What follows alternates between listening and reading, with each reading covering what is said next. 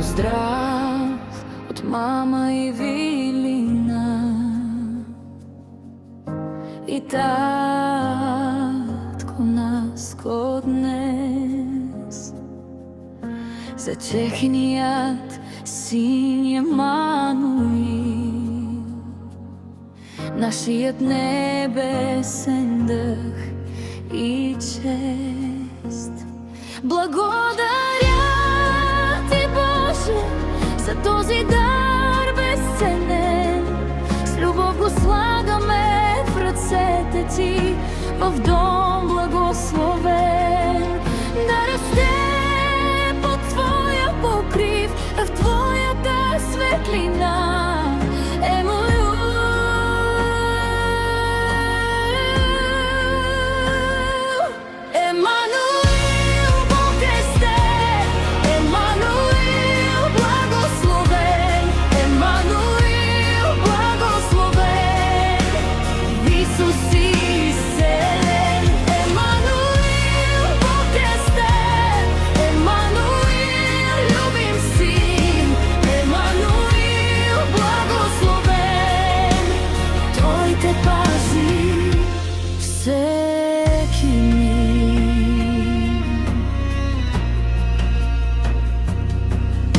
Когато буря се изправи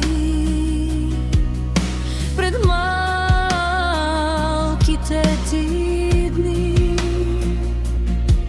нека той да бъде щит и сила в твоите гърди.